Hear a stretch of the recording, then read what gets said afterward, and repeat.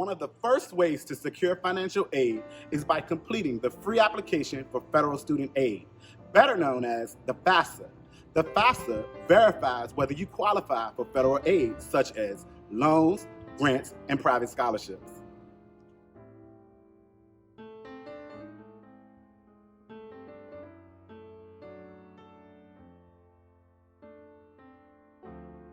At first glance, I can admit the FAFSA may seem a little bit intimidating, but the process can be simplified by making sure that you have the proper documentation. And of course, on Tuesday, October 20th at 6 p.m., we are hosting our own FAFSA night here at Dinwiddie High School.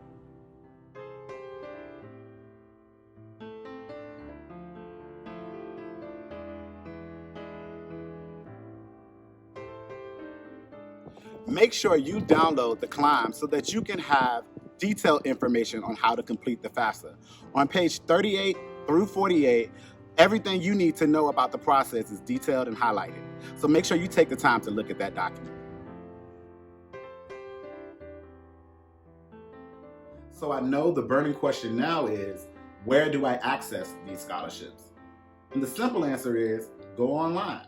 So follow me as I take you on a tour of how to access these scholarships online. So here is the website where you will find information regarding scholarships.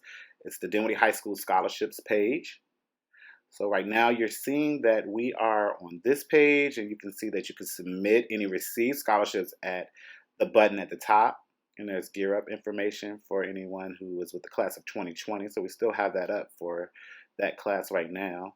And then you also see local scholarships here where I'm circling right now. So this is all of your local scholarships. I'm going to click that button. It's going to take me to another spreadsheet. This is where you will see all of the local scholarships. These are any scholarships surrounding Dinwiddie County or the Tri-Cities area or in the state of Virginia. So it's countless scholarships here that you can see as I'm scrolling down. Okay, and it gives you the due dates and links to apply and any information or criteria that are needed for that.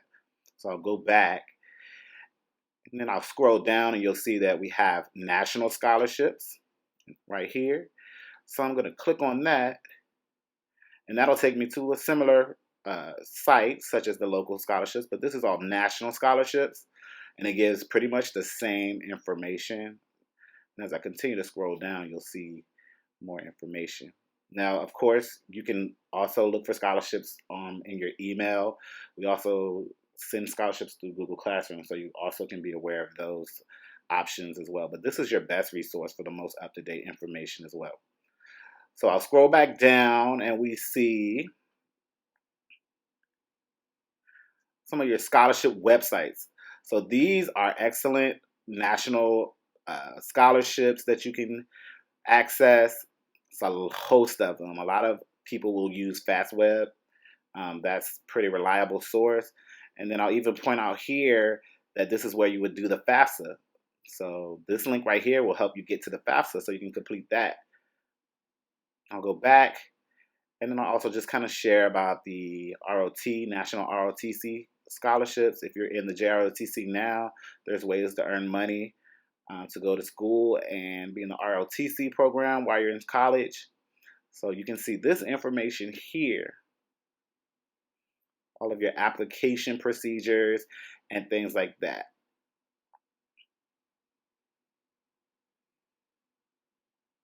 Okay, so this is a wonderful resource for you guys. There's lots of information on this site. And I'll click back and I'll kind of scroll down so you can see that there are other buttons that you can go to help you build that spreadsheet. There's also ways to kind of make yourself more prepared to complete scholarships.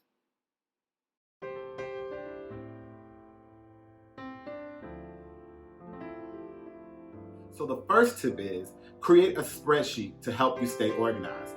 This will help you know what documents you need to complete the scholarship. It'll also keep you on track with the deadlines. And then a little tip that you can add also is to impose a 2-week deadline of your own before the actual deadline. So the second tip is most scholarships require students to write an essay. So don't write several essays. Reuse them and tailor them to each scholarship so that you can use those essays over and over again. But always remember to get someone to proofread your essay first. Third tip is, most of your scholarships will ask you to have a letter of recommendation. Make sure that you ask your recommender to provide a recommendation at least 2 weeks in advance. Also, provide them with an activity list so they can know what things you're involved in, and also tell them what the scholarship is so that they will know how to tailor their recommendation. So the fourth tip is to recognize what type of scholarship you're applying for. Now, there are 3 different types of scholarships that you could be applying for. You could be applying for local scholarships, national scholarships, or even school-specific scholarships.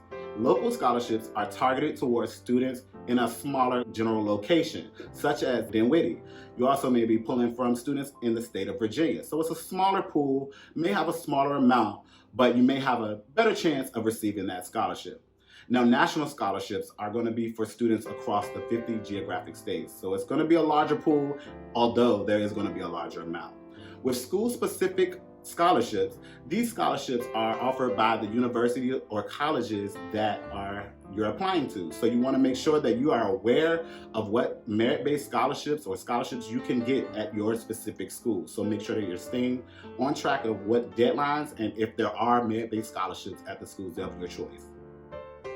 So the 5th tip is to recognize whether those scholarships that you're applying for are renewable.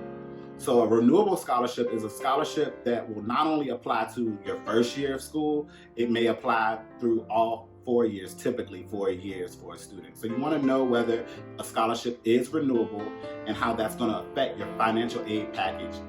So the 6th tip is to recognize what makes you special. Your GPA may not be everything for every scholarship. So find out what it is that you are special at, what talents you have, and be able to articulate that in an essay. You know, there are several scholarships that require you to make videos.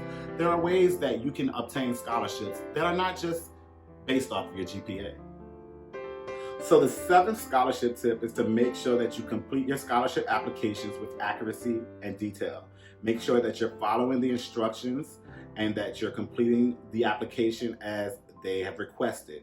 So make sure that every component and letter of recommendation, activity list, anything that you need to include in your scholarship application package is completed and done correctly. So the 8th tip is to recognize whether the scholarship that you're applying for is a need-based scholarship or a merit-based scholarship.